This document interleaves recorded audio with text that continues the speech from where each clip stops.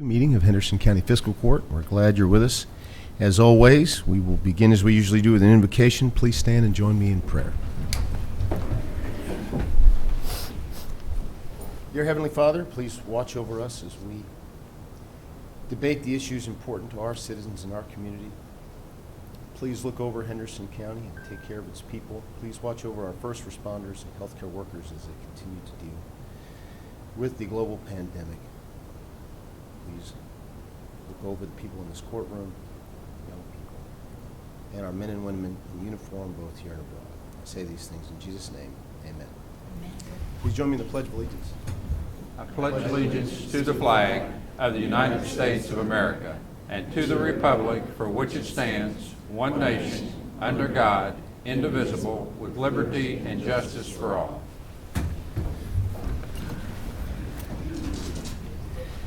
Mr. Clerk, would you please call the roll? Master Southern. Here. Master Moran. Here. Master McCollum. Here. Master Berry and Master Putman both absent. No, Master Putman's under the weather. We hope he gets well soon. Master Berry got stuck down in Florida, partly due to the ongoing issues with airplane flights, so we hope he can get back shortly.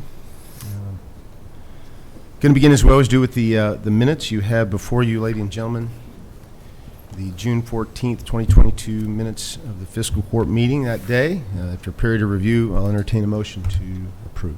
Make a motion to approve. Second. We have a motion and a second. Any other corrections, clarifications, or additions? Hearing none, all those in favor say aye. Aye. Aye. Any opposed? Motion passes.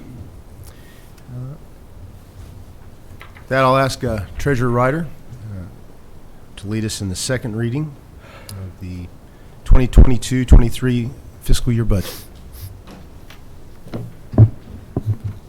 This is the second reading of the budget for fiscal year 2023, which has been approved by DLG, Department of Local Government, as to form and classification. The budget is presented balanced in respect to each fund. The total budget is $34,532,459.89. The fund breakdown revenues with corresponding appropriations are: General Fund, $10,018,983.28. Road Fund, $5,822,929.43.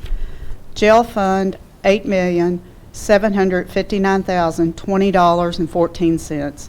LGEA, Local Government Economic Assistance Fund, $776,571. State Grants Fund, $427,000. Economic Development Fund, $110,000. Employee Health Insurance Fund, $2,101,000. ARPA Fund, American Rescue Plan Act, $6,516,956.04. The total budget again is $34,532,459.89. I want to thank everybody again for your hard work on helping us craft that budget. It's a good budget. We're wrapping up a good budget year and combining both what we need to spend on our people in our community versus making sure we're good stewards of the money. So proud of the budget we're preparing. Any other questions? Get a roll call, please. Master Southern. Here. No. Aye. Master Moran. Aye. Master McCollum. I'd like to explain my vote. My intentions were to abstain, but since there's two members gone, if I do that, we're going to have a special meeting. I think back in January or so, I asked that we set up the budget so that it brings all the cost, including insurance, FICA, Social Security, into each department's category, so you see exactly what each department is spending. We are at the point now on this budget that if we spend every penny that we're budgeting, we will spend every dime we bring in. Okay, we've reached a point that our expenses are going up and our income is not going up as fast as our expenses. So, and with the cost of inflation and stuff now, I just think it's a point that we need to take those numbers and look at them so you can see where our numbers, and make it a lot easier to see which department's going up and where we're going and whatnot. But considering I don't want to have a special meeting, I'm going to vote aye. And I'll vote aye. Thank you very much. Budget passes. Thank you.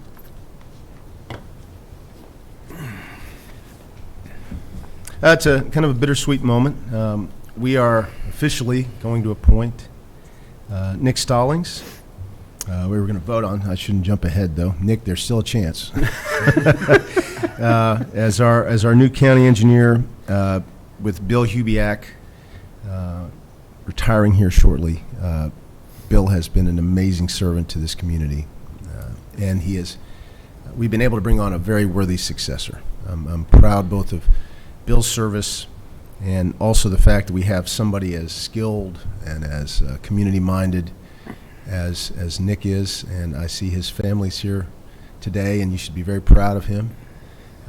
He's going to be a terrific county engineer, and one of the things I love is that by him taking this job, not only is he going to help us, but he's going to get to stay home all the time, no more traveling around, and come out and play with the big Tonka toys out in the road department anytime you want. I'm just kidding about that. So you have before you the appointment of Nick Stallings as county engineer. One little quirk of this, and I might ask Steve Goldsall help on explaining it.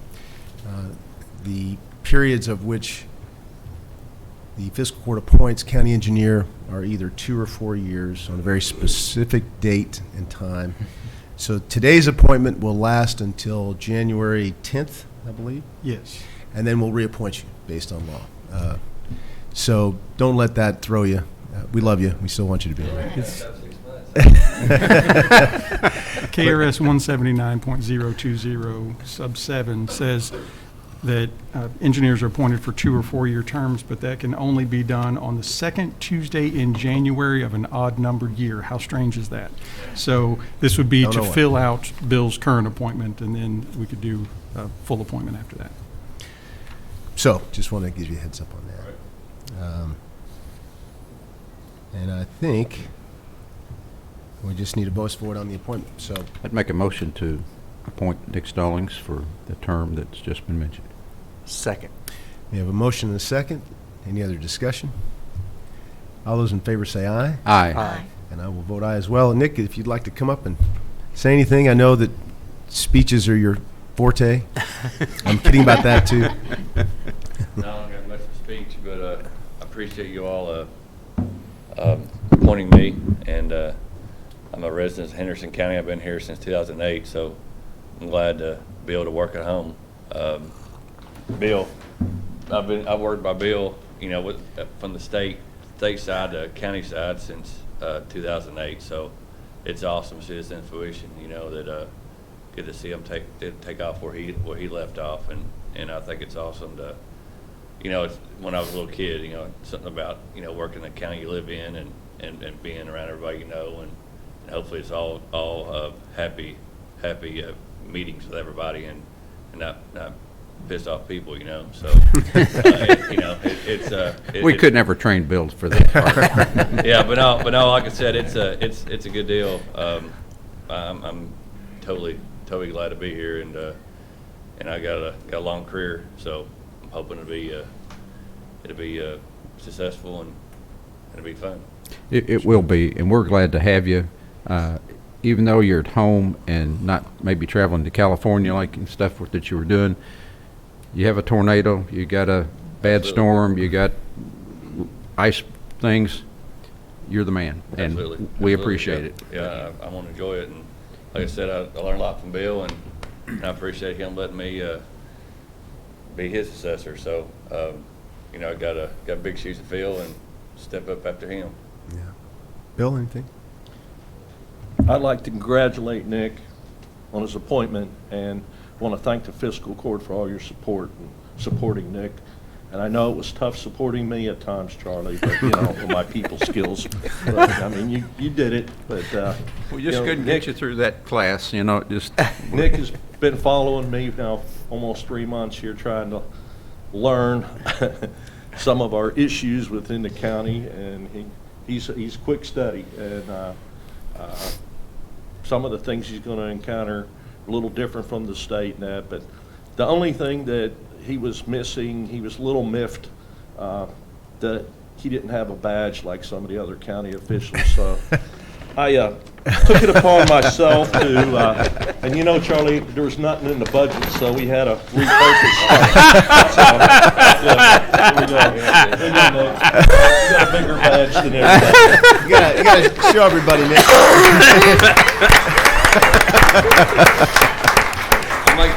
Now I'm a WWE wrestler, you know. That's the engineer. I like. So I guess I show up now, and you know, I guess this brings it bigger than a pencil, right? So at the meeting, people are like, "Hey, we got a problem." It's kind of like doubles its body armor. Yeah.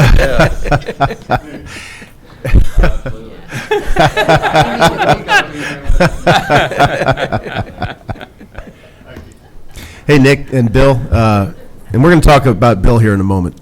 That won't be the end of the gift giving today for engineers, but one of the things I've always been really proud of, and people don't know this about Bill because he doesn't let them know it sometimes, but he's got a very soft heart, and he wants to do things for people, whether people know about it or not, and that has manifested itself in county government through his willingness to use his people to help other departments at the drop of a hat. I know jail, the sheriff, understand this, Renice's office, whatever the road department could do, Bill was there to help with almost without question. If he could get it done, he did it. And I know that tradition will continue under your purview, working together like that. Everybody at the road department, recycling and parks are awesome people to work for and work with, and they're a good group of people. So, you know, everybody's got the betterment of Henderson, you know, in their being. So it's a good deal.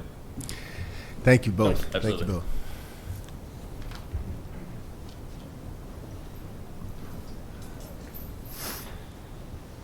Speaking of Bill, he has always been our applicant agent for FEMA, and with Nick taking over, we thought it would be appropriate to put Nick into that slot, being at the tip of that spear when it comes to cleaning up after FEMA-related incidents. And I know that Bill and Kenny Garrett's office work very closely to make that as smooth as possible, and I also know that Kenny has acquired software programs in the last year that make that reporting much easier. And Kenny, with your forbearance, I think it's probably the best to have our county engineer as that point person, that applicant agent. But we all know that when bad stuff happens, that we all pull together and do everything we can, not only to fix the problem, but to work with FEMA to see if we can recoup as many funds as possible. So any other comments about that? Everybody good? If you don't keep the records, you don't get the money back. That's right. And so it's really important. And both with Nick and Kenny, I think the impetus in last year is to sharpen our blade in that respect as well. So I appreciate both Kenny and Nick and for the job Bill's done. So we have a resolution to that effect.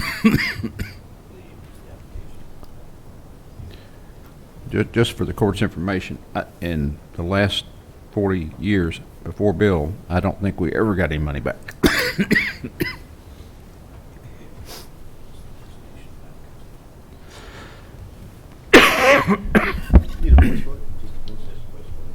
So I get a voice vote to appoint Nick Stallings as our applicant agent for. Do we need to read the resolution first? There's No. It's just I'd make a motion It's then. a designation. Okay, I'd make a motion to. Second. We have a motion and a second to appoint Nick Stallings as our applicant agent. Also related to our 2022 open account, right? Keep working on that as well. So, any other questions? All those in favor say aye. Aye. Any opposed? Thank you. And next, we will fix compensation for county employees and officers. That's our annual requirement to do that. Again, those are fixed through the budget, and this document reflects those budget decisions. And any questions about that? Then I'll have the clerk read the resolution. A resolution relating to the Henderson County Fiscal Court reappointing county employees for fiscal year 22-23.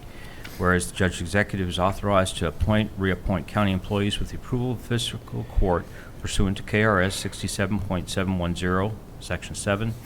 Whereas pursuant to KRS 64.530, the fiscal court wishes to fix the reasonable compensation of every county officer and employee except those named in KRS 64.535.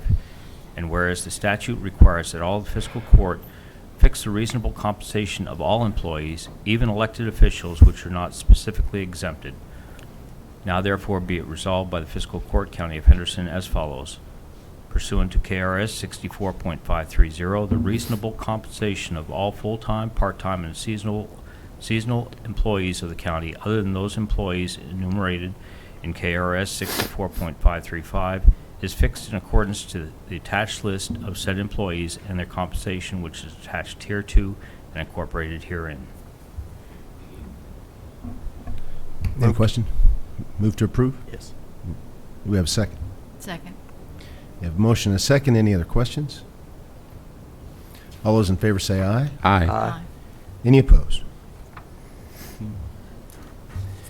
Earlier this year, we spent quite a bit of time, and I very much appreciate this, reviewing our administrative code, bringing it up to date. We also, the year before that, completely reviewed all of our ordinances in the county to make sure they were up to date and relevant. And it was a long slog, but we got through it, and updating the administrative code was very important to make sure that we're all on the same page about human resource issues and other policies related to how our teams work. As you might remember, we mentioned that part of the administrative code dictates that we review this every June, so if we had approved it 2 months ago, we would be back here reviewing it in June as per the administrative code, so we waited to today to approve the changes we talked about and also meet the requirement that we review this in June. So we have a resolution updating the administrative code. Before I have Mr. Clerk read that, anybody have any questions? I would note, somewhat similar to the budget 68.005, like you said, does require review of the annual code during the month of June and requires 2/3 majority of the entire fiscal court to amend the administrative code, which there are several amendments within this. So this would require a 2/3 majority vote of the entire fiscal court. Given that we've got two missing, I just wanted to point that out. I'll read the resolution. Resolution adopting amendments to the County Administrative Code, including but not limited to the Henderson County Personnel Policy, and stating the effective dates of said amendments. Whereas KRS 68.005 requires that each fiscal court shall adopt a county administrative code, which includes, but is not limited to, procedures and designation of responsibility for the following: general administration of the Office of County Judge Executive, county administrative agencies and public authorities, administration of county fiscal affairs, including budget formulation, receipt and disbursement of county funds, and preparation of records required for the county audit and the filing of claims against the county. Personnel administration, including description and classification of non-elected positions, selection, assignment, supervision, and discipline of employees, employee complaints in the county affirmative action program, county purchasing and awards of contracts, and delivery of county services. And whereas KRS 68.005 Section 2 requires the fiscal court review the administrative code annually, and whereas the Henderson Fiscal Court has conducted a series of work sessions to conduct an in-depth review of the entire administrative code and has determined that it is in the best interest of the county to update significant portions of said code. Now therefore be resolved as follows. 1. The Administrative Code of Henderson County adopted on June 7, 2005, along with all the subsequent amendments thereto, is hereby repealed in its entirety. Number 2, the document entitled Administrative Code of Henderson County and marked as Exhibit 1, which is attached hereto and incorporated herein, is adopted as the county's administrative code pursuant to KRS 68.005 and all other applicable law. 3, said administrative code shall be effective July 1st, 2022, until such time the corresponding policies in the prior administrative code shall remain in effect. Any other discussion? We get a motion to approve? So moved. Second. We have a motion and a second. Questions? All those in favor say aye. Aye. I'd like to explain my vote once again. If I don't vote for it, then it doesn't pass, and I'm not, we put a lot of work into it. The county judge did an exceptional amount of work, and I think it's much better than it was.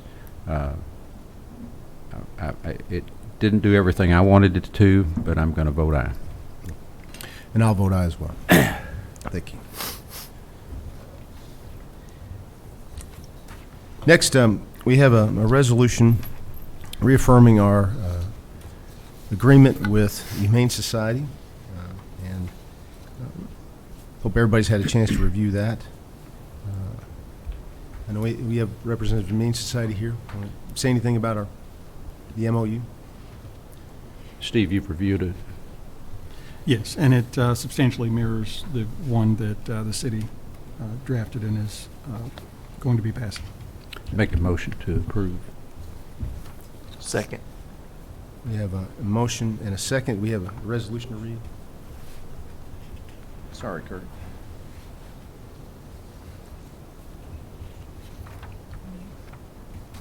A resolution.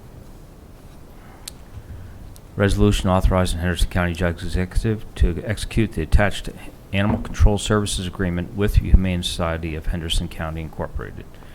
Whereas the Humane Society is organized and operated as an animal welfare agency to serve the residents of Henderson County, Kentucky area, and whereas pursuant to KRS 258.195 and all other applicable law, the county has allocated funds for the support of the Humane Society Animal Control Division for the benefit of animal control within the community of Henderson County, Kentucky. And whereas the Humane Society desires to provide to the county, and the county desires to purchase from the Humane Society domestic animal control and shelter services for impounded animals according to the terms of the contract and lease and the following agreement in accordance with KRS Chapter 258 and all other applicable laws. And whereas the Henderson County Fiscal Court deems it in the best interest of the Henderson County to enter into the attached agreement with the Humane Society of Henderson County Incorporated. Now therefore be it resolved that as the Henderson County Fiscal Court authorizes and directs County Judge Executive Brad Schneider to execute the attached document entitled Agreement and to execute any and all other necessary and appropriate documents required to effectuate the intent thereof. I'd renew my motion. Second. We have a motion and a second. Any other discussion? Again, this mirrors the city's contract with the Humane Society. All those in favor say aye. Aye. Aye. Any opposed? Thank you. Another annual requirement is our emergency operations plan update, and I'll ask EMA Director Kenny Garrett to give us a quick brief on that.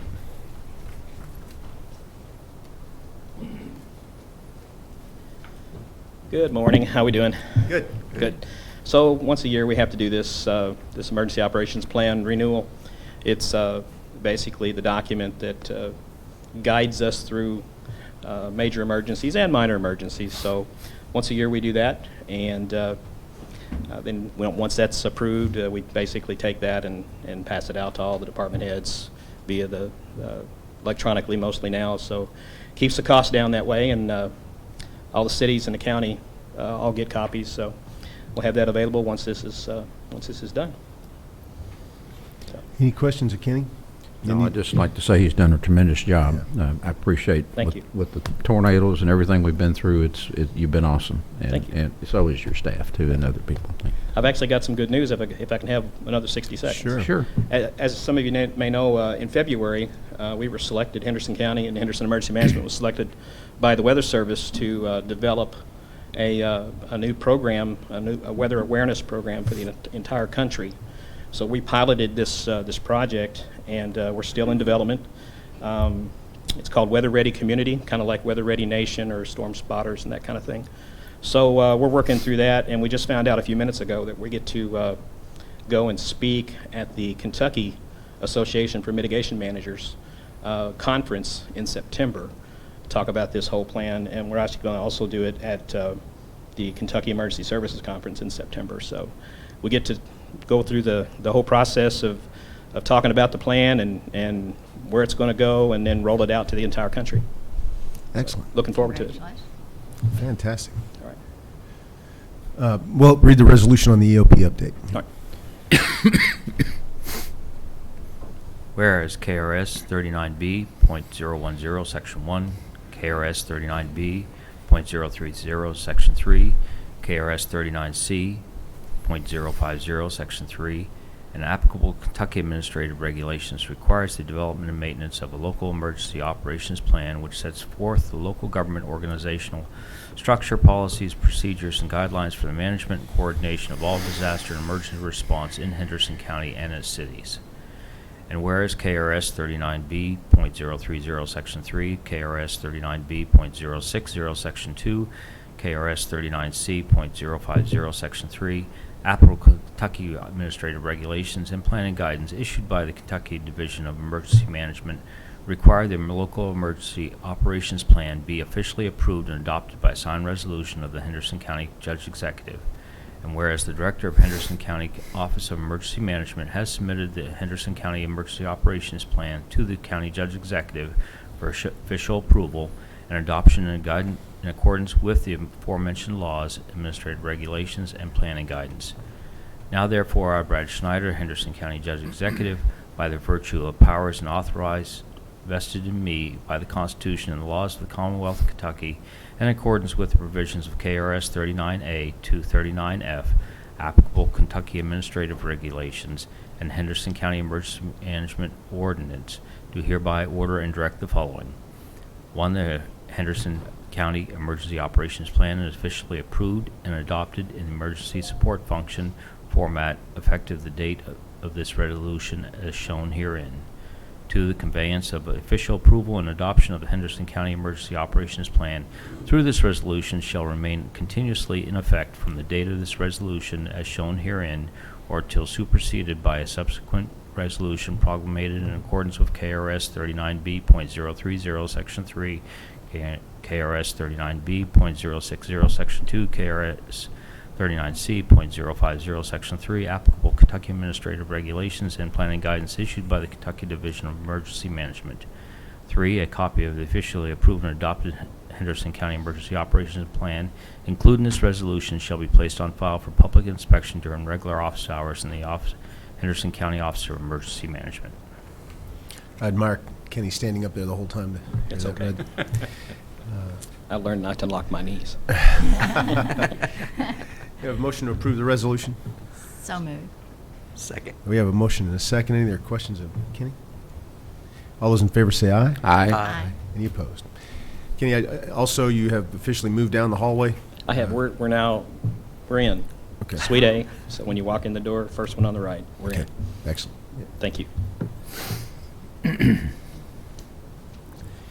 Couple appointments. If the court would allow, I have been notified that Steve Reed is going to be rolling off the Surface Mine Committee, and Bill Hubiak, in his position as a county engineer, has participated in that committee for many years, and as you well know, Bill Hubiak's professional background is in mining, and for whatever reason, he has agreed to step in after his retirement as a volunteer in this committee, taking over for Steve Reed.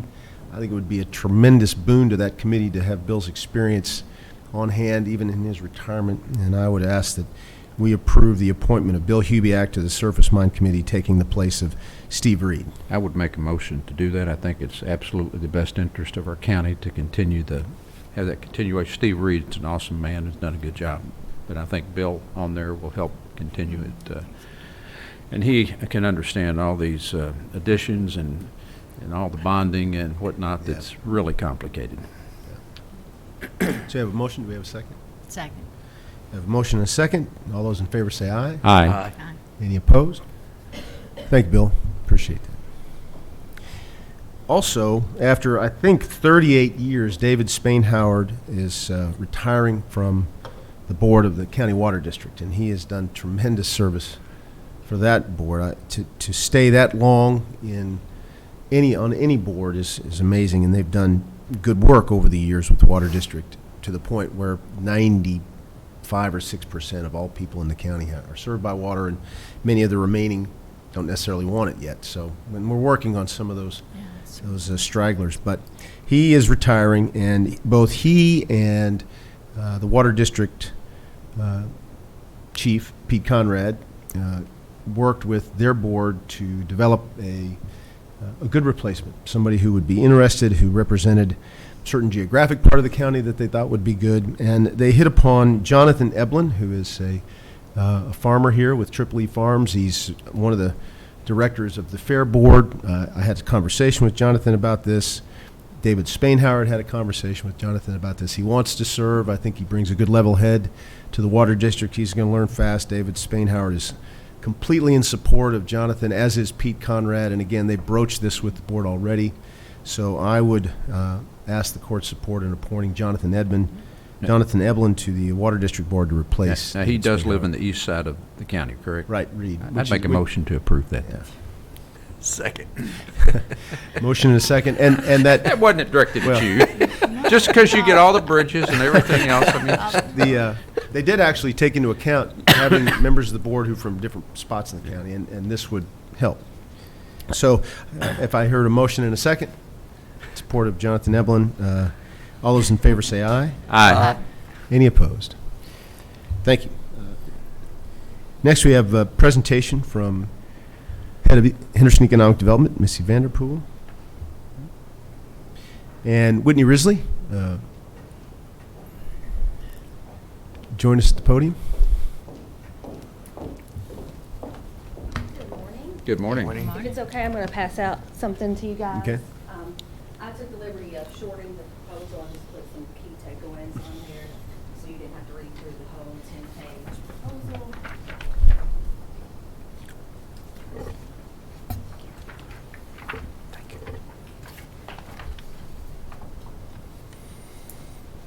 See Whitney standing back here. She's really the one with all the knowledge, and she's standing back there just because I like the microphone more than she does. That's the joke in the office. So a year ago, almost exactly, we started our new 5-year strategic plan. And as you guys are aware, it was made up of 4 goals. Those goals being workforce and talent attraction, business retention and expansion, and industry attraction. And the 4th, just the communication and making sure we're getting our message out to our investors and community partners. So over the past year, you've seen a lot of us, and we've had some successes.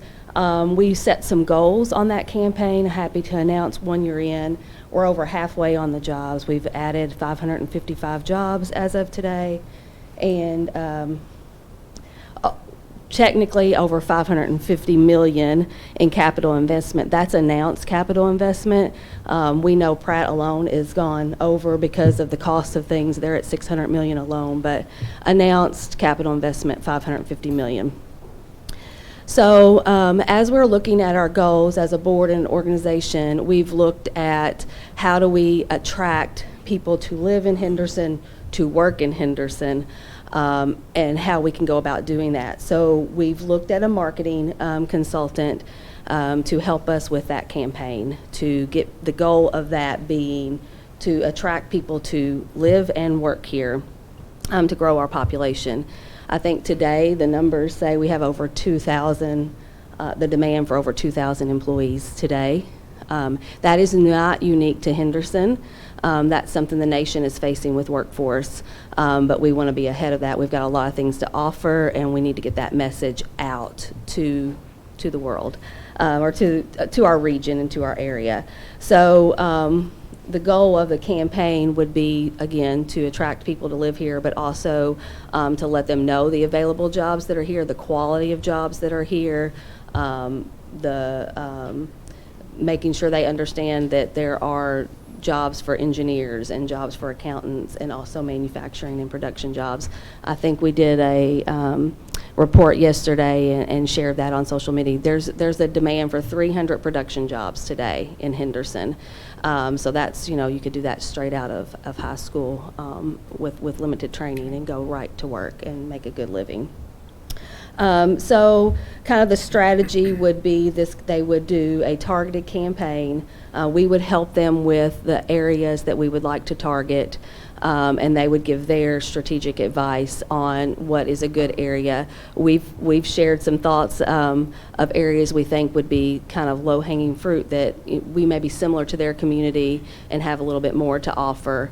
And so some areas that we would target over an 11-month period. They would send emails, they would grow our LinkedIn. We have HendersonKYJobs.com. I think you guys are all aware of that, where our local employers are posting jobs. It's a very clean website. It's not like Indeed or some of the others where you have to scroll through ads. It's very clean, and so we would grow that presence. We've got great buy-in from our local industries, and Whitney, jump in anytime, but we have great buy-in from our local industries. We just need to make sure we're getting that out to the masses so that they know what's available here.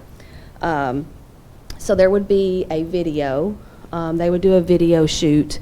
We've also, you may know that the Henderson Tourism Commission is updating their video. They have a great video and do a great job. They've agreed to let us use some of their content as B-roll to help save some cost and shooting time. So there's no sense in both of us shooting at Ellis Park, or they shot at the Blues Festival. So just being able to have some of that as B-roll. We would have four videos that we would be able to use, some short videos, the attention span's 8 seconds. So it's really short videos that we could share with our community partners and get that out, and they're going to market it as well. There would be job listings, and they would share those, a really targeted digital marketing campaign. Some of our local regional people that have used this company, Southwest, I don't know if any of y'all know Carter from Hopkinsville. I know the judge knows Carter Hendricks from Hopkinsville, the economic development. They've used it, Murray's used them, Paducah's used them, and so we vetted several different companies, and this was the one that really saw our vision. They've already been to visit Henderson. They love Henderson just like we do, and as he said, y'all have a great story. We just need to make sure it's being told. So why are we here? We do have a budget for marketing. This surpasses what our budget is for marketing. We operate with a lean staff and a lean budget, and so we're here to see if the fiscal court would partner with us on this. We're also going to the city commission this evening or this afternoon to ask them if they will partner with us, because the estimated cost on this is about $60,000. And I will open it up. I'm sure I didn't say something that I needed to say, so I'll open up for any questions you guys might have. Well, of the 60, how much do you think HED will contribute towards the 60? We have budgeted around $20,000 for our marketing for the year. As you're on the board, so you know we're going to approve that at our next meeting. But our what we've budgeted so far on our draft budget, it has not been approved, is $20,000. And you are going to make the same presentation tonight. The only challenge here, one of the challenges I should say, is it's an awkward time. I know. Ending one budget, starting a new one, which we just set. We do contribute $50,000 a year to HED. What I would propose is let us kind of digest this. Go ahead and talk to the city tonight. Yep. I understand the need, and I think the purpose is, I think, going to become even more pointed as Pratt gets closer to ramping up. Our need for more people to be able to feel like they want to come and live and work here, to help our local employers. That's how you grow a community, but you got to do a little recruiting in that side too. And I will just, if I can add just one second, I did speak with HR at Pratt, and the mass hiring will begin in September. So this is good timing for that as well. I mean, we have all of our existing industries as well that we're very, we want to help them as well, but we do know that the mass hiring at Pratt's going to begin in September. When do you plan on having the videos and all in place? We're hopeful that once we get the go-ahead, they will begin working in July, and we'll be ready to have things out not everything done by August, and then it will be an 11-month campaign. My suggestion was going to be, Sorry. let us take this under consideration, go back and talk a little bit about it, see what, maybe compare notes with the city, and in the meantime, any other resources you can bring to bear against this would be great. I don't want to give an immediate no, but This is somewhat related to what we're trying to do. You know, Henderson, in my opinion, sort of got the shaft when they moved our unemployment office out of Henderson to Owensboro. I know they've changed the name now. I don't know what it is. I'm assuming we work with them. Yeah. Can we be, you know, what we have learned through the pandemic is that we can do a lot of things through Zoom and other things. Will they accept appointments through Zoom? Like, where could we set something up at the library where people that don't have access to the internet don't have Zoom capability? And I think the library's really been good about helping train people and do things on those kind of things where they could call and make an appointment and then not have to drive to Owensboro, you know. Yeah, Whitney, what day? They're there every...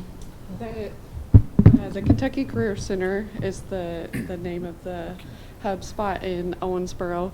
They come to the Henderson County Public Library every other Thursday Oh, okay. as an access point. And then most of the time, people are able to complete their unemployment claim online. If you remember a couple months ago, the Tyson layoff of about 200 people, they only saw one person in person at the Owensboro office. Everyone completed it online. Thank you. I didn't know they had that available, and I just... And at our last, just to put a little plug in for Whitney, at our last job fair, and the jailer was just talking about how much good she's heard about that and the success of that job fair. But they had a day where they helped people with resumes and things like that. We work closely with them on those type of things. Thank you. any other questions? Again, I will suggest that we kind of take this under consideration, maybe come back next meeting with a little bit more. Yeah, and on the bottom of that paper are 2 links.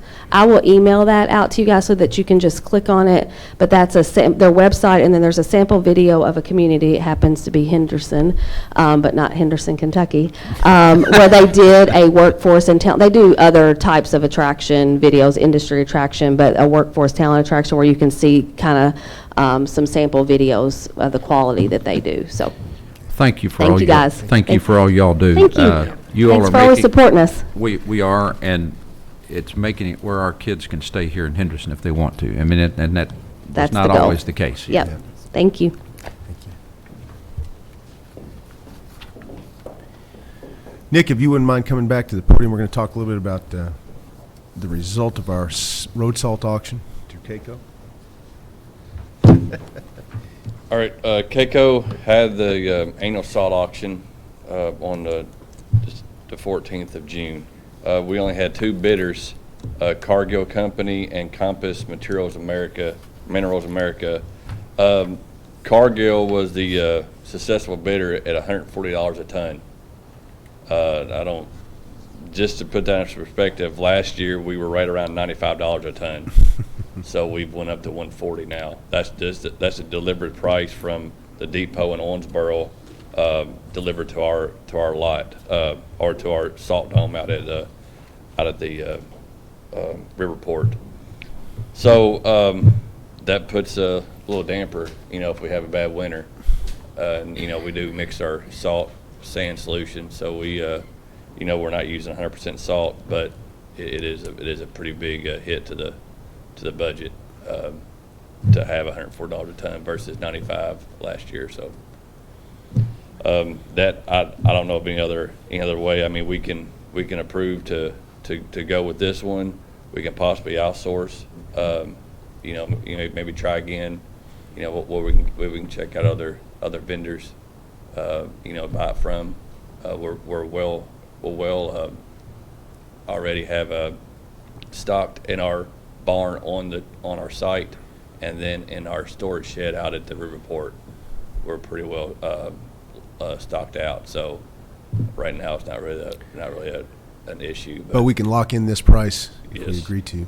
Yes. Well, a couple things I learned. Number one, from our asphalt bid earlier in the year, maybe with the way inflation's going, it's better to lock down a price. It probably will not shrink anytime soon. Yes, I don't think with this big commodity as salt is, if they were going to have a good price, it would already been here. Because so many states, rely on it. Yeah. And the other thing too is I hope everybody understands, and the people who are watching on video understand that inflation is hitting county government too. With the commodities we buy in large bulk of all sorts, all those things have gone up steeply in price, some doubling in price. So as we budget, as we try to figure out what to do next, we, just like everybody else, has to take those things in consideration, including salt, of all things.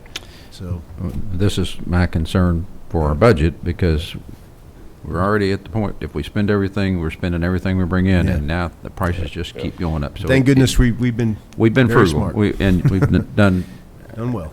fantastic. But Well, I would entertain a motion to go ahead and approve this price and make this deal and lock it in for us, if only because I feel like we got stung a little bit earlier this year doing the same thing. Bill, you have a comment? Do we have to take the salt? No. Okay. Yeah, in the case that we don't have to take any of it, it would be good to lock it in. Yeah. But with replenishing our salt storage building at the Riverport, if we have winters like we've had over the last 3 years, this last year was the first year that we actually took a shipment of salt in. So the moderate winters that we've been having, he's got enough out there to last us for 3 more seasons unless we get something really substantial. so then we can bid it again Yeah. down the So, road. Okay. But this covers your base in case you have an ice storm. Yeah, I understand salt's, a necessity, but just the time life of salt is about 15 minutes. You put it on a road, 15 minutes, it's gone. At $140 a ton, our asphalt price is around $80 a ton, and it lasts for 20 years. Salt doesn't last as long as a large milkshake from Sonic. You know what I mean? So I understand we need it, but there may be, as prices go up, there may be some changes is how, sunshine's the best ever for roadways, so. It's a good point. Yep. We can watch the markets and rebid this if we need to. But for now, locking in this price is probably, in my opinion, the best way to go. I think I move that we lock it in. Second. Motion and a second. Thank you, Nick. Any All other right. questions? All those in favor say aye. Aye. Any opposed?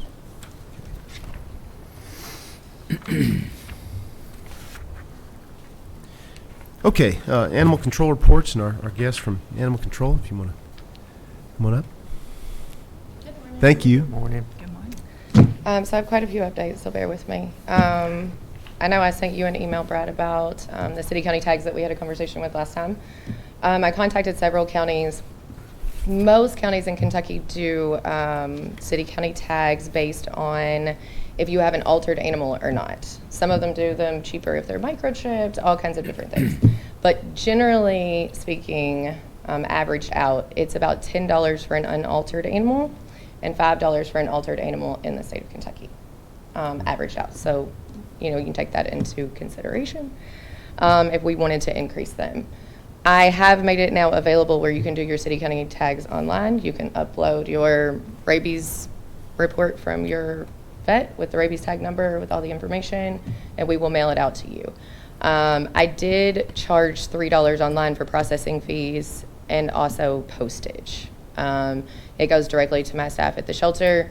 They will either call your vet, take that, put it in the system, and mail out your city-county tags for you.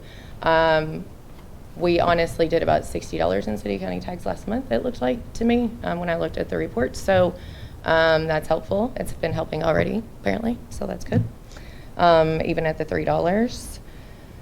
In interest of cutting costs, with the food cost on the rise very heavily, and there's a lot of recalls on dog food currently, we are in the process of getting a grant from Hill's Science Diet. They will do basically a very, very low cost food. It's about, I would say about $20 a bag off of dog food.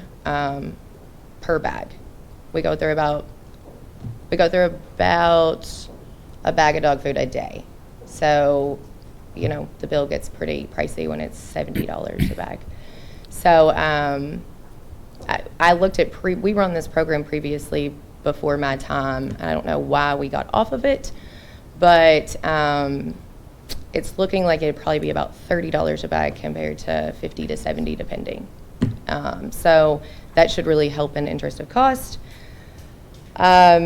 I did get a grant for National Animal Care Control training for both of our animal control officers, so that'll save about $2,400 because that training is about $600 to $700 per training.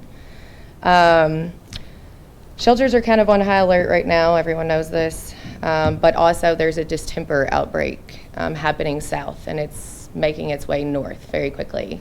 So I have my staff testing anything that's coming in that looks like it has any type of respiratory. Distemper is honestly a worse disease than parvo. I haven't ever seen distemper in a shelter in my day. I think it's lack of, COVID, the vets were backed up, vaccines, things like that. So we're really asking the community to please vaccinate your animals because anything that's running loose, distemper spreads very, very rapidly. Also, with 4th of July coming up, always a fun time for us. Please keep your animals locked up. They are running. We cleared out some kennels this week in interest of knowing we're going to have several coming in for fireworks. We had 25 strays come in last month. 7 were reclaimed by owners. 7 are still there. We also have been cracking down pretty hard on breeding licenses. They're breeding them faster in the county than we can.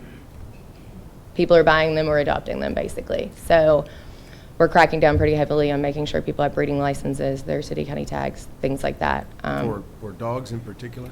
Yes. Yeah. Most people don't breed cats on purpose, they just continue to breed. So also, we have partnered with Davis County for outdoor stray cats. They're fixing them for $30. So we've really put that out to the community. We worked closely with Misty and Ashley over there, and they have their own clinic. They just opened a clinic. So that's going to be very helpful. We have several people that are already taking advantage of that. So any other questions for me? The reason I ask about dog breeding is, and I know that animal control's purview is basically dogs, Yes. but some of the most horrendous cases we've had here in the last 6 years, as you know, involved breeding of all sorts of things. And for better or for worse, the cleanup or the after action involves the Humane Society Animal Control folks.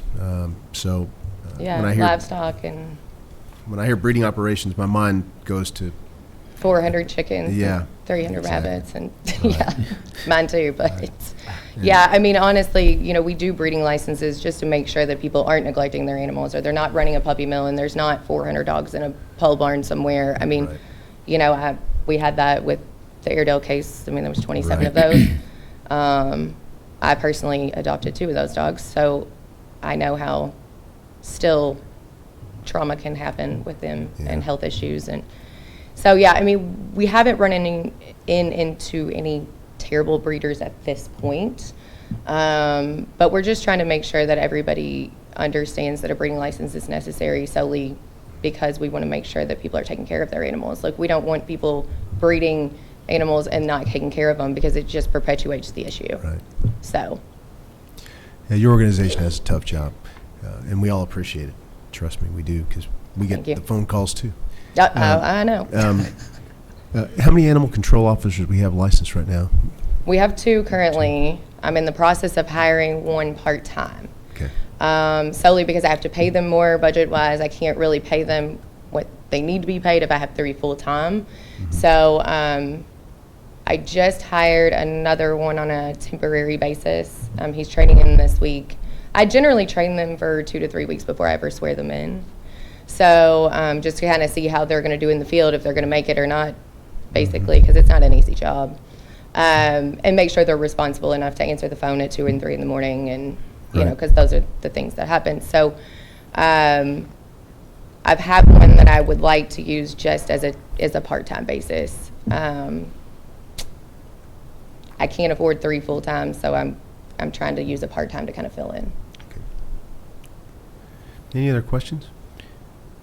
I just would, if you are asking us to do the sliding license fee and raising it, I'm for it. I don't know how y'all do what you do with what you do, with what you got to work with. I mean, so, and it's been a long, long time since that's been changed, and the sliding thing may encourage people to get their dogs or cats or things fixed, or I guess we don't have a license for the cats, but we ought to, but anyway. Yeah. Yeah, and I agree. I think it's been a long time coming, even at the $5 flat fee. I mean, you know, I think the challenge has been the last couple of years is vets are so far backed up. I know even us personally, you know, our vets are 3 to 4 months out in spaying and neutering. So again, like Davis County's been helping. We've been picking up 2 or 3 other vets here and there when they can get us in. But Davis County is giving us about 1 day a month where they're going to just do 30 to 40 animals that day that are in foster to adopt homes waiting to be fully adopted because we can't get them spayed and neutered yet. So I know that was a major issue, and we're kind of seeing the backlash of that over the last couple of years. So, yep. Tell you what, I will gather up perhaps for next meeting a proposal about fees and something we can, starting point we can use from. I know you've communicated with me about possibilities, so. Yeah, I can write up a proposal for you and just kind of show you what other counties are doing. That would be Yeah, great. perfect. Please. Yep, I'll send it over to you. Okay. Thank you. Thank you, guys. County Clerk's report, Ms. Abner.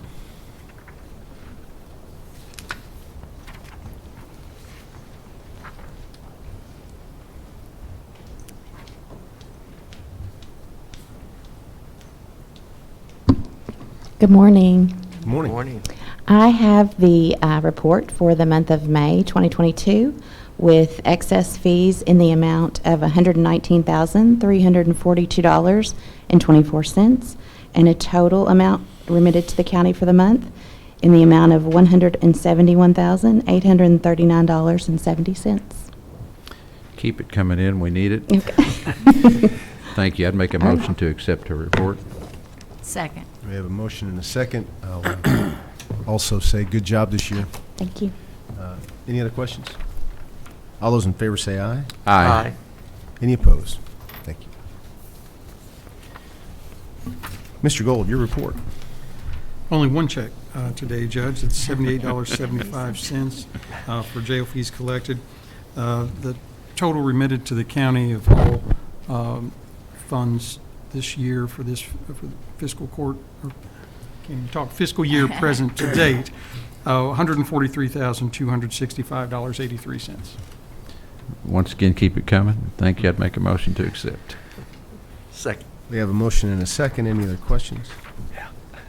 All those in favor say aye. Aye. Any opposed? Thank you. Treasurer Ryder.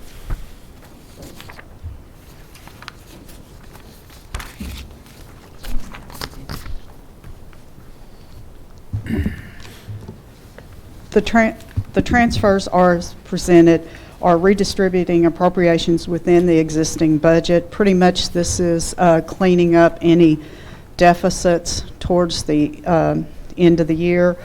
Also asking for permission, if need be, to make transfers due to any deficits, which would be for underestimating fiscal year-end encumbrances. You got an idea of a limit of that? Not necessarily. I don't see that it'll be a whole lot. I mean, if you want to put a limit of, 10,000 be okay? that should be fine. On any single transfer? I guess, if that's what we need. That should work. I Yeah. hope there's not anything out there like that. Okay, I'd make a motion to do that then. Okay. Second. Motion is second. I think everybody understands as she wraps up the fiscal year, there may be an odds and ends she's got to adjust based within the budget, within the confines of the current budget. So we have a motion and a second. Any other questions? All those in favor say aye. Aye. Any opposed? And claims? Your bank balances you have received are as after paying claims today. Appropriations have finished the year in the general fund at approximately 88%, road fund approximately 94%, and jail fund approximately 73%, with an overall of 69%. Would you like to address the revenue now, or would you like to wait? No, go ahead.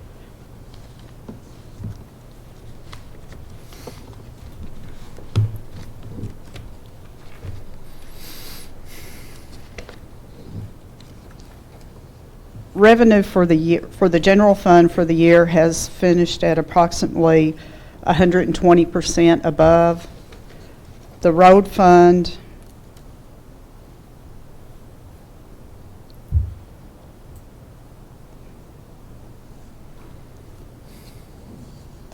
at approximately 100%, and the jail fund at 92%.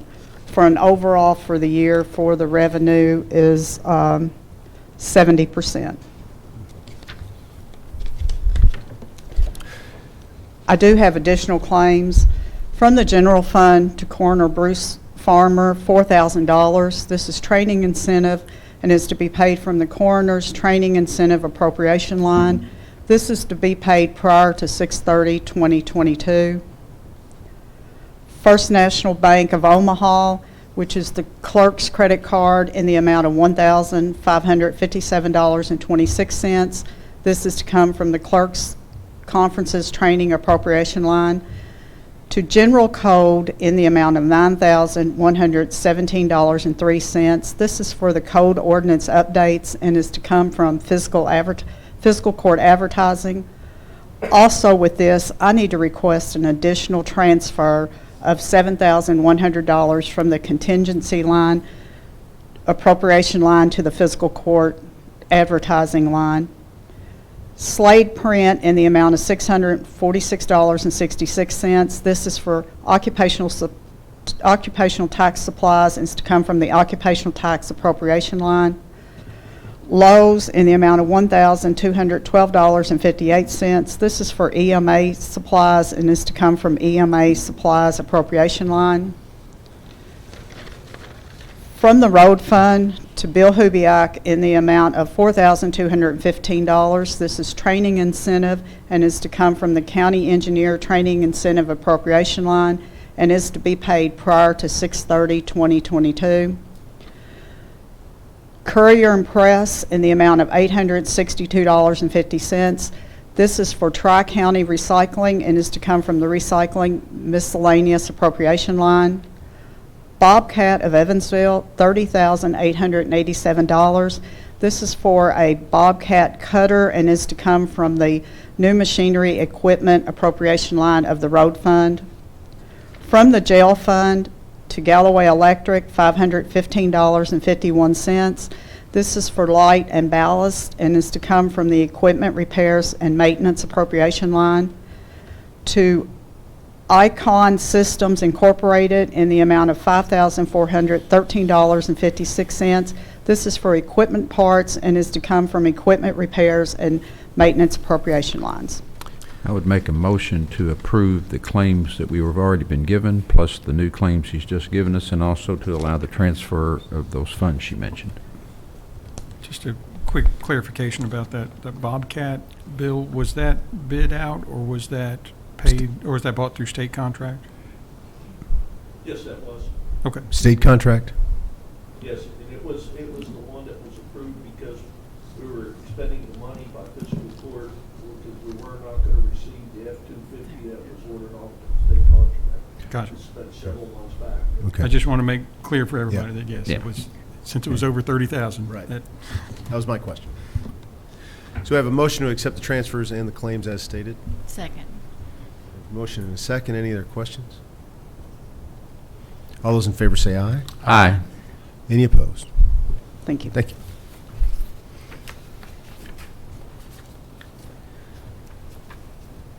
I'd like to take a moment to ask both Sheriff Crafton and Chief McKinney, if you wouldn't mind coming up to the podium and talk about an MOU that you have developed that involves drug investigations in our community, and let you talk a little bit about it. We have a copy, but if you've got extra copies, does everybody have a copy of the MOU that we sent out? It might be good to distribute that. We sent it out last night. Had a chance to look at it. I've got We've mine. got them. Yeah. Okay, Okay. We've got an efficient clerk. we do. So if you just give us a briefing and maybe welcome both your comments on this effort. Okay. We talked about this in the budget workshop, that we had a offer from the city to provide the funding for a narcotics detective, full-time narcotics detective for the Henderson County Sheriff's Office. They've offered to pay for half of their salary for the next 4 years. We've also got a grant from ASAP, Agency for Substance Abuse Policy, for $20,000 for the first year. So for the first year, the salary for the detective should be pretty much covered. And so we worked out the agreement to create a task force between us and the city police for narcotics investigations in Henderson County. And we worked out how forfeitures would be divided and what each side would provide for the task force. This would provide the Sheriff's Office, in this case, with a dedicated drug investigator, in addition to the 2 detectives, investigators we have already that cover a wide variety of crimes. But, Sean, you want to talk about this at all? I'm sorry, Chief. Thank you all for having me here today. The only thing I would add is that I was reemployed with the city 3 years ago. This has been a #1 priority of mine since day one, to work closely hand in hand with the Sheriff's Department. The timing has not been there. So at this point in time, the timing seems to be close enough to do this. And I've been working with Sheriff Crafton to get this done. And in my background in the state police, we worked with task forces all over Western Kentucky. And that's the way to do it. It's called force multiplying. It's what we need to do here. Not only will Sheriff Crafton have a dedicated narcotics officer to join his 2 officers, we have 2 dedicated narcotics officers that will also be at his disposal for whatever he needs in the county. And I look forward to seeing what happens. And I think the city officials above me really stepped up, because they knew this was something that we both felt strongly about. So they've stepped up to allow us to present this today. And Sheriff Crafton, you obviously feel like this is an effective way to keep do the best job we can keeping citizens safe and help tackle this problem as best we can. Yes, sir.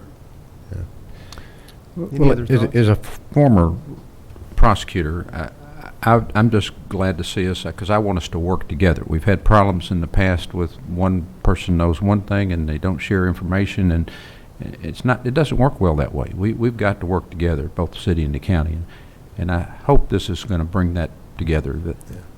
And we're already working together in training, also in developing the domestic violence lethality report, and emergency response team. We have a member on their team, so we're working together in a lot of areas. This seemed like a good fit. If I could comment, Magistrate McCollum, the relationship, I've been around for 25 years, has been okay at best, with the agencies truly working together. This is not a new thing. Hopkins County had the exact same issues. Finally, they got together and said, we're going to end this. And they've done the exact same thing we did. They put their narcotics detectives together, MOU, sitting in the same office. There is no them and us and me and I. They work together. And the chief of Madisonville is a good friend of mine, works great. And I think the same thing will happen here. What I was always afraid of is one group's going to go for a bust, the other group's going for the bust at the same time. Neither one knows the other's going. It's a cluster, so. That's a real safety issue. Yes. It's a technical term, right? Yeah. That's a cluster's a technical term, yeah. Well, I'm glad to hear it. I'm eager to see how this works, and I know that this will be a bit of a cost savings to the county, and I appreciate the city making this offer. And I'm just eager to see how this flows and whether you're satisfied. You're the chief and top law enforcement officials in our community, And if this is what you think is best, I think we will defer to your expertise, obviously. So, any other questions? I think it's absolutely worth giving a shot. And Sean, I appreciate your leadership. And of course, I appreciate yours too, David. So I think we need a voice vote to approve the memorandum of understanding. Make a motion to approve. Second. We have a motion and a second. Any other discussion, questions? All those in favor say aye. Aye. Aye. Any opposed?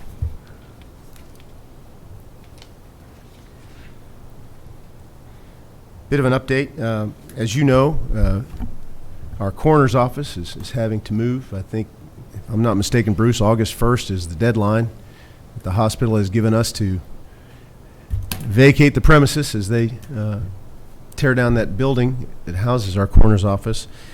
Bruce and I met yesterday. We continue to work out the best balance of what he needs, what we can afford, and also what we can do in time to get us where we need to be by August 1st, which is also obviously a consideration, and what might work best long term. So we continue to work on that, and I appreciate Bruce's concern about this. You know, he said to me yesterday one of his biggest concerns is taking care of his team, taking care of his people, and I appreciate that about him. I truly believe that. So we're going to work together to come up with the best solution, and we're already working on it. So I will bring back a further report next meeting and keep everybody abreast.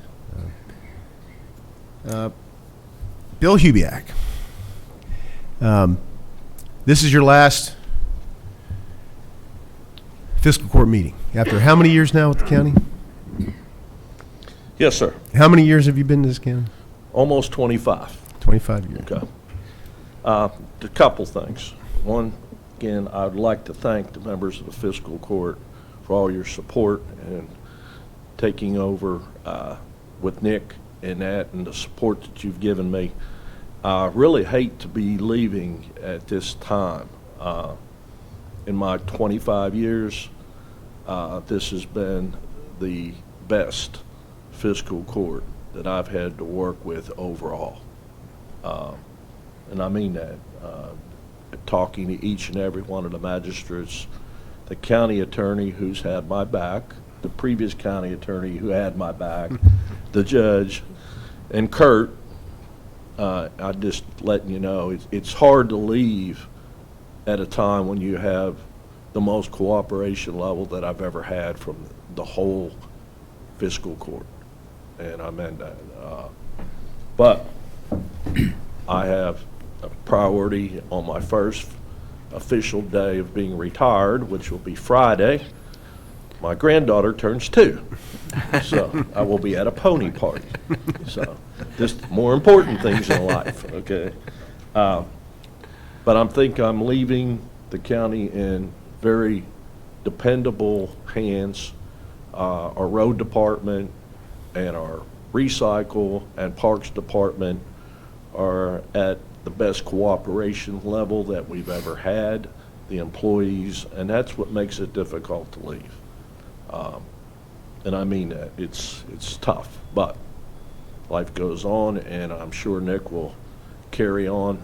He's got the baton now. He can move forward with him, and I believe you guys will, and ladies, will support him just like you have me.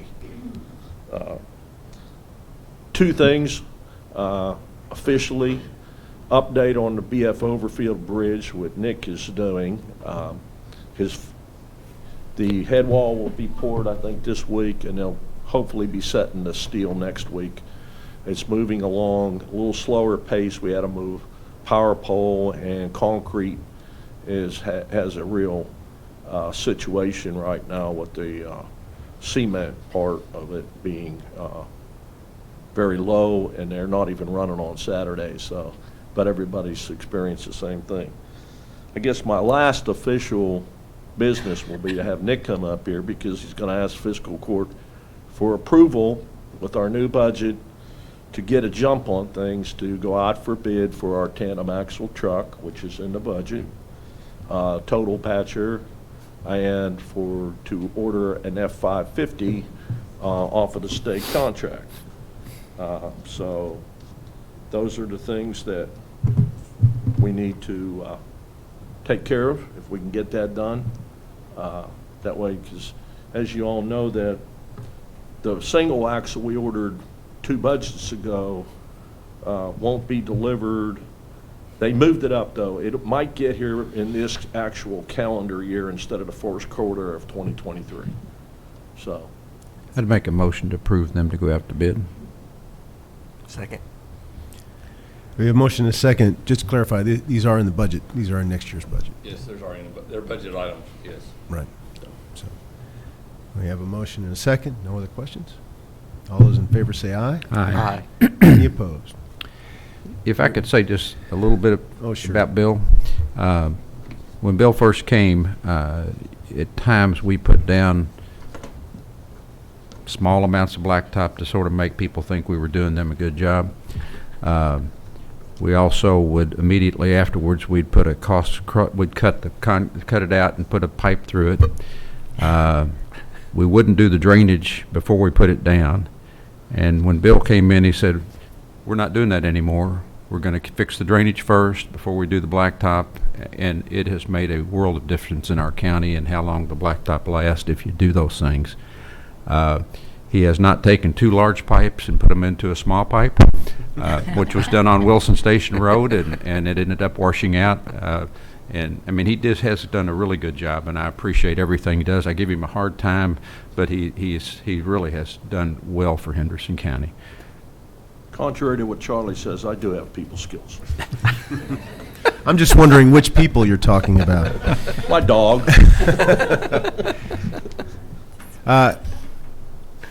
6 years ago when I got here, I knew so little about what the road department did, the entirety of its responsibilities. And I appreciate everything you've done to bring me up to speed and also work with me to try to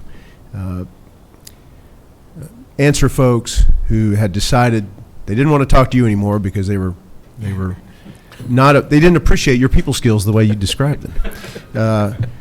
And yet we were still able to work together and make sure that we were doing things the right way, that we were no longer paving people's driveways for them or putting down rock down on people's private driveways and things like that. That went away, I know, many years before when you took over. I appreciate your friendship, and I appreciate the way you ran your team, the way you coached your people, helped your people. They're very devoted to you. We don't have a lot of turnover out there, and that's a testament to the leader. Your expertise is greatly appreciated because not every county has a professional engineer as their county engineer, believe it or not. And the fact that you were able to, that you wanted to take what could have been probably a more lucrative private sector career and instead do this for your community, we appreciate that. Saved us thousands of dollars over the years, not having to get consultants. And you remind me of that all the time, every time we argued about a budget item. It's fairly easy working with Judge Snyder. Just keep your budget flat. Okay? Figure out how to eat all the costs and get the job done. But, you know, hey, you did get a homegrown Kentucky boy now, so, I mean, I think you guys stepped up. And he is a hell of a lot more knowledgeable in the asphalt world, Charlie. And I think our road conditions and things will continue to improve. And, you know, he's got good drainage issues to deal with, and he's already loving the subdivision problems. So. Quick story, and I think this describes Bill. My first budget meeting after I got appointed judge, when we were coming out of a tough time and we weren't sure what the future held, and we had to get the budget back under control. We had a workshop here, and we went, as we always do, we went line by line, and the math wasn't working our first time through. We needed to nip and tuck, and for whatever reason, Bill was the first one to offer to take some hits on his budget to help make this work, to make it go. And we probably would still be talking about it to this day if you hadn't done that.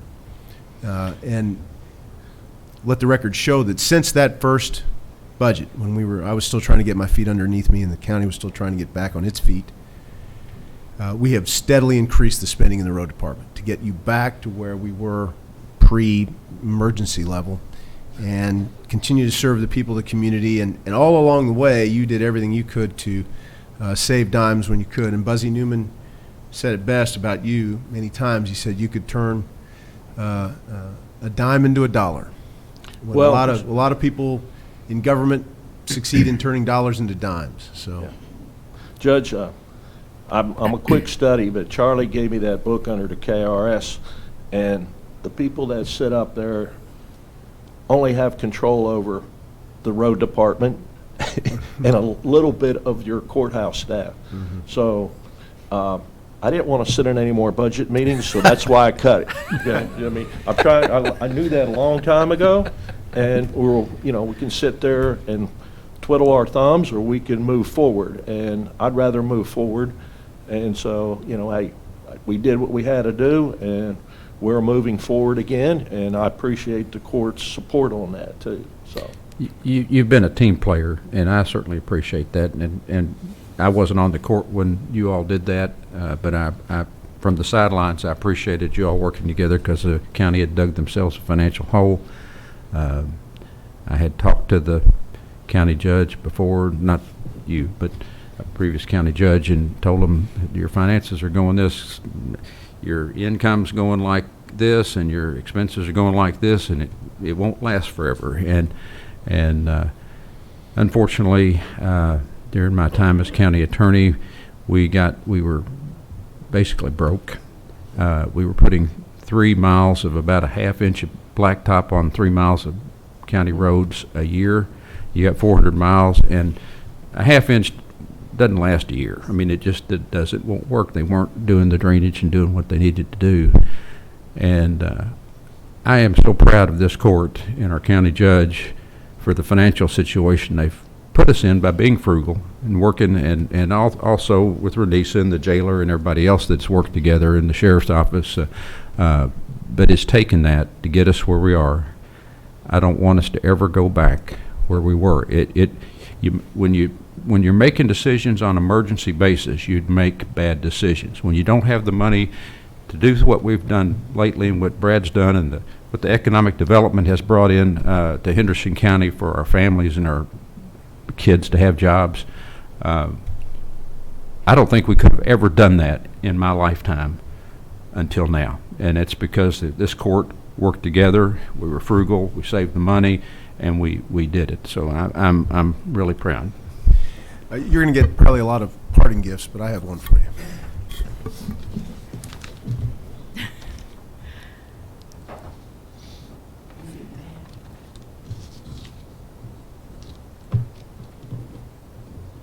Every retiree needs a flashlight stick or a cane, right? This is you know what this is? This is a walking stick made out of a tobacco stick. Yeah. And I can't swear that it belonged to Daniel Boone, but you may need it when you get to be his age. I already need it. So just as a symbol of appreciation and well wishes in retirement, I'd like to give this to you on behalf of Fiscal Court. Again, there's probably more on the way, but thank you for everything you've done, Bill. Thank you, Judge. I offer a standing ovation. How about that?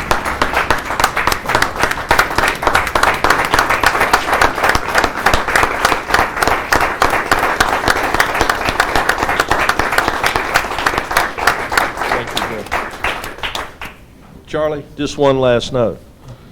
97, when I got here, the 97-98 budget was just a little over $900,000 for the road department. Brenda said we're over $5 million, and we use every penny wisely. Thank you, Bill.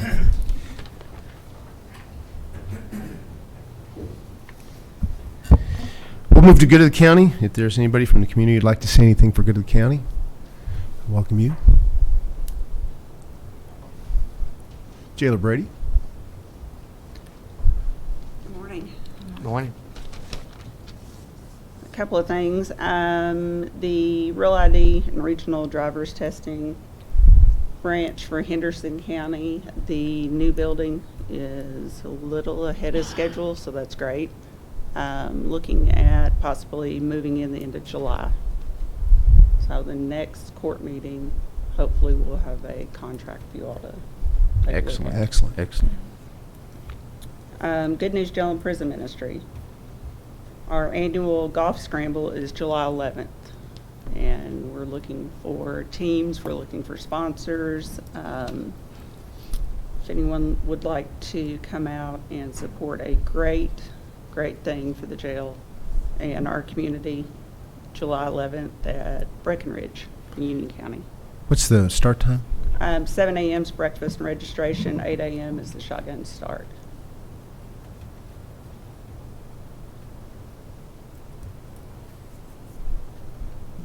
And as far as the task force goes and the jail, Penny Raw's been great to work with throughout the years.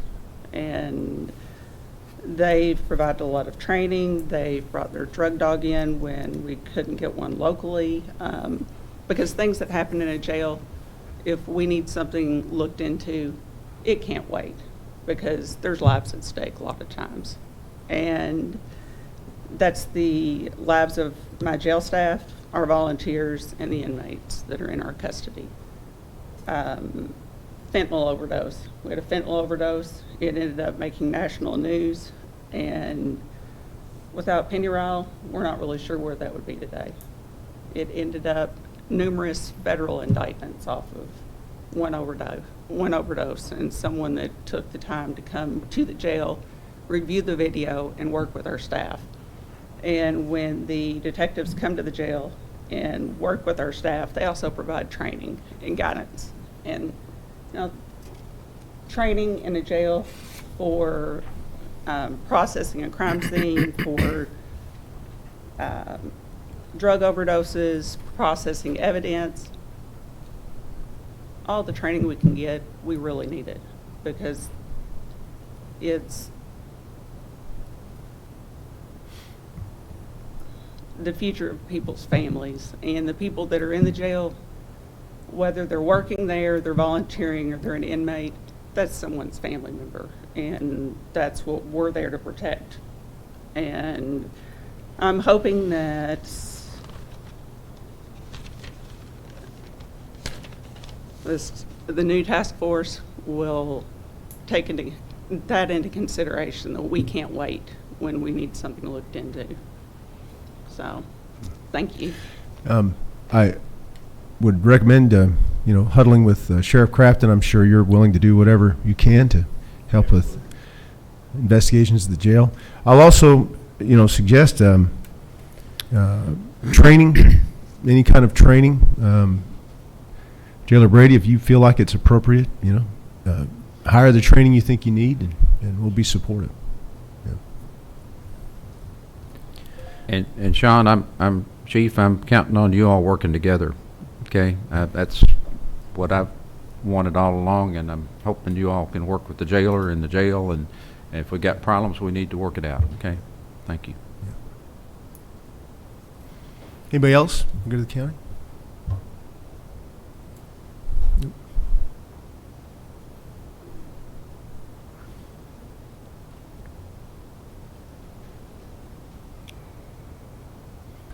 Colonel Hendricks. Morning, sir. Good morning. How you doing? Good. Good. Ladies and gentlemen of the court, I'm not going to take up a lot of time. With this new task force forming, the only thing I'm going to ask is that I hear both sides of the story. I hear from the law enforcement side, I hear from the inmate side, okay? Every day, such as last night, I think about 9 o'clock, I had 5 crime tips come in. We have a program of crime tips at the jail. These allow inmates to give me information that may or may not relate to their specific crime. It may relate to something that's going on in the jail that needs to be taken care of. It may be someone knows information about a gentleman in Lexington, Louisville, Indianapolis, various cities, states around the country. I route these documents out to the appropriate. If they name a law enforcement officer, I will send them. If they don't, I try to select an individual or a person that I know is going to respond. The information that I can provide you, not just locally, regionally, or nationally, has to be coordinated through someone. And I've relied on the task force.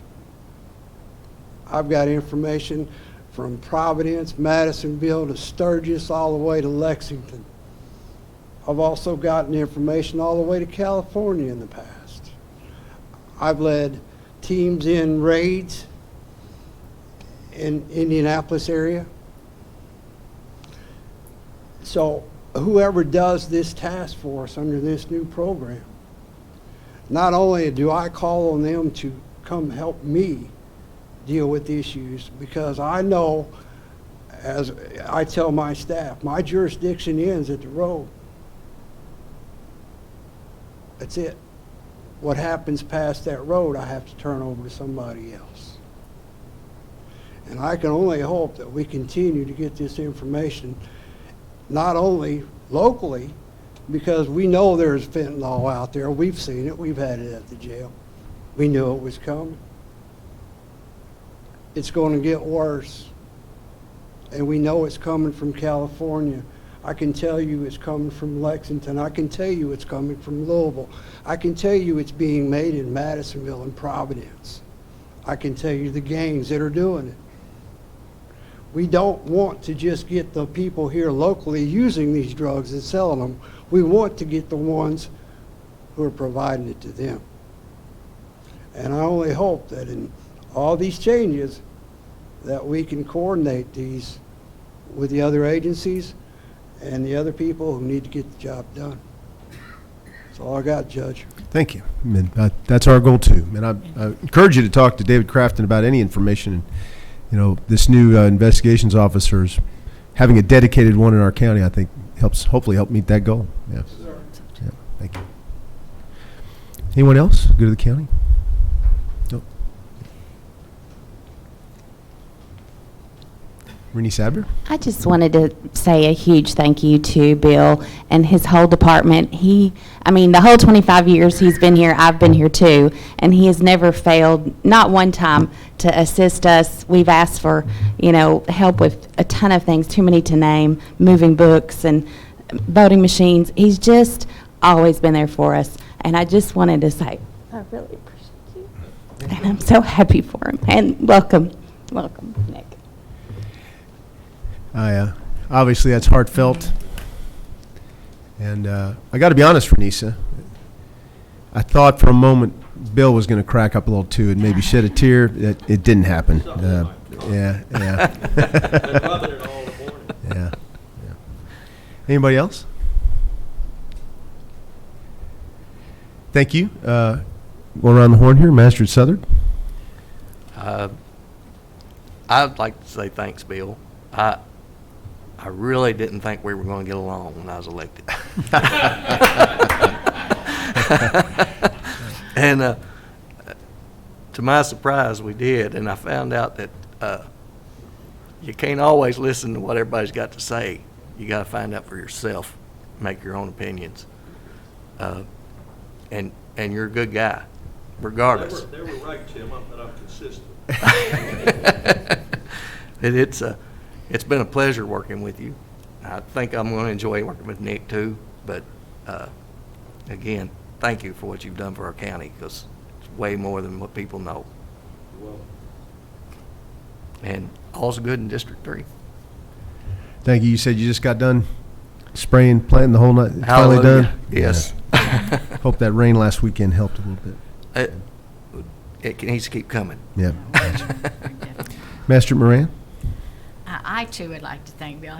As a first-time magistrate and the many calls that you get, he was always so patient with me and explain things, and then I would call the person back and explain.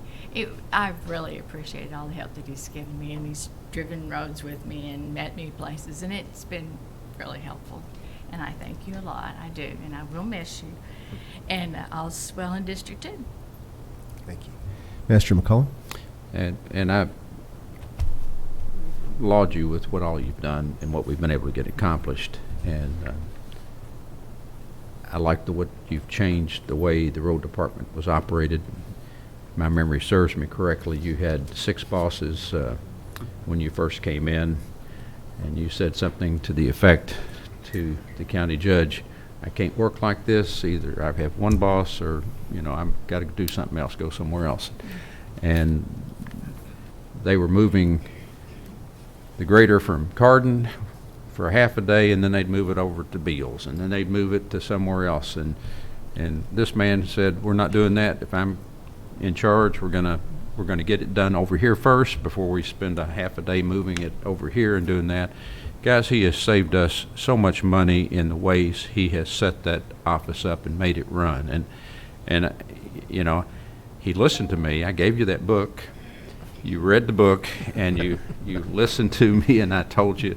And I appreciate your friendship and our ability to get things done. It makes these jobs so much better when you can accomplish something. If you're sitting here like the first 8 years of my tenure in the county attorney's office, where you're fighting because you're broke, you don't have any money. It's like a bad marriage with no money, and there's not much worse than that. And we got very little done, very little accomplished, and this has been fun to get things done, get the roads back up, and we've done a tremendous job. And this group of people have been just super to work with. So I appreciate you. Appreciate it. Yeah. Thank you, Charlie. I passed the book on. That's the baton. You might want to get a new version. That one may be a little out of date. Mr. Gold. Thank you, Judge. Busy fiscal court meeting today with a whole lot of important stuff.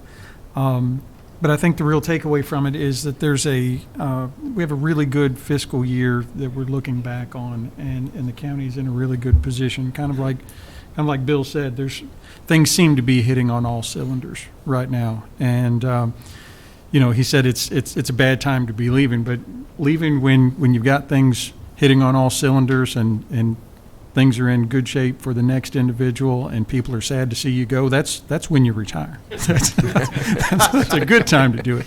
But I personally am sad to see you go.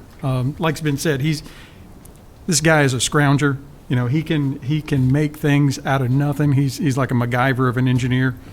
Before I came working for the county, the engineers that I worked with were all people in corporations that they would draw things out on computers, and they would test them and do all these things, and they had these big budgets to work with. And then I started working with Bill, and it was a little bit better than back of the napkin, but it wasn't a whole lot better than back of the napkin. Some of the drawings he would have, and I thought, well, where are the plans and the schematics and all these things? And he's like, I got this. And he did, and it's amazing what he could do and get done in a very practical way, and find solutions to things that worked and made this county better. And like's been said by so many people, you looked at processes, you saw inefficiencies, you saw ways to cut and did it right, and you always wanted to do what was best for the people. And what I think a lot of what people interpreted as your lack of people skills is because people would get mad when you told them no. And it's amazing, and Nick probably already knows this from the state level, but what counties can and can't do with regard to roads is phenomenally complex. And Bill knew where those boundary lines were on those things. And when people would come to him and demand the things that counties just couldn't do, oh, well, he's a jerk because he said no. Sometimes he said no in a very direct engineer-like manner, but it was the right thing, and that's something that has been a big service to this county. And to Nick's family, I will say, people are going to say he's mean when he tells them no too, but we know he's a nice guy, right? So I look forward to working with Nick and know that he's going to face some of those challenges. But it's good to know that Bill's going to still be around with the Surface Mine Committee and be a resource for a brain to pick when we need to. But I think you've left it at a good spot. You've left it in good hands, which actually is perfect time to retire. You've left things better than you found them, far better than you found them. And I appreciate your friendship, and I wish you all the best in your retirement. Also wish for a speedy recovery for Butch. Hope everything goes well for him, but you will be missed, sir. Maybe. Oh, trust me, you will. But Nick's going to fill those shoes real well. Not a But damn Yankee. Yeah. And he's only a phone call away, right, Nick? If you, Bill, I assume you're not leaving our community. No. That's good. We've said a lot of very nice things about Bill. They're all well deserved, and I don't want to run this much longer. This meeting's been, pretty healthy, it's pretty meaty. But I'll say this: what you all do at the road department is very important, and people only notice it when it's not there. They're satisfied when it's there, and you don't hear too many compliments after that, right? Most of what you hear is complaints, and you try to fix those. It's just part of the job, right? But I want you to know this. You will have a legacy at Henderson County, and that legacy will probably be Sandy Lee Watkins Park. And the park was named for a very important gentleman in the history of this community, but if, like a lot of sporting events, if it was Sandy Lee Watkins Park presented by Bill Hubiak, I think that would be appropriate, because every passing week, that park gets more popular, it gets more used by people, and the vision for what we have there to date, I think, flowed through your imagination and your ability to get things done. The antique bridges are just one example that make it unique and attractive, and I don't know how many other county engineers would have made the effort to get that done. Not once, but twice, and probably it'll happen again, I'm sure, somehow, some way. And as generations use that park, and we continue to build out the things that I know you've communicated to the road department, I hope you look back at pride at that. If nothing else, if all the other bridges you've ever replaced, all the other roads you've ever fixed, all the other things you ever made happen, all those are awesome, but that park's going to be a standing monument, not only to Sandy Lee, but to you. And just want you to know that. And somehow, some way, if I'm still able to, we're going to fix your name somewhere out there, so 100 years from now, when we're all gone, people will read the name William Hubiak. Yeah, that's good to get. We could put it on the new restroom facility. right above the urinal. That was Weeson. I'm sorry. Way to take a moment, Kurt, and flip it for me. So, your work here will go on in some form or fashion. So, thank you. I appreciate all the input today. We got a lot done. At the last meeting of the fiscal year is always kind of a wrap-up meeting, a lot of things going on, and even though we had a little bit of a short-handed crew today, I appreciate getting through this, and we're about to end a solid fiscal year once again. I think we've budgeted well. We are not raising taxes next year because we've been able to budget well. I'm proud of that. I know you all are proud to do that, and I really appreciate our elected officials and department heads who help us do that every year, to balance the needs versus the cost to our citizens. I mean, that's kind of what we do. It's fiscal court's primary responsibility, and I think we're doing it well. And at the end of this fiscal year and the new budget we've just approved, I think, show that to me once again. So, thank you all. We will see you in the next fiscal year. Be safe July 4th weekend. And you're looking at me like I have one more thing. We do. Yes. That we're going to do on our own. I will ask that we go into executive session per KRS 61.810, discussions between a public agency and representative of business entity, and discussions concerning a specific proposal involving economic development. We will not take a vote after this executive meeting, so we're not going to do anything. You can excuse yourselves, but we have a moved. We have a motion and a second. You get a second? Second. All those in favor say aye. Aye. We'll now go into executive session.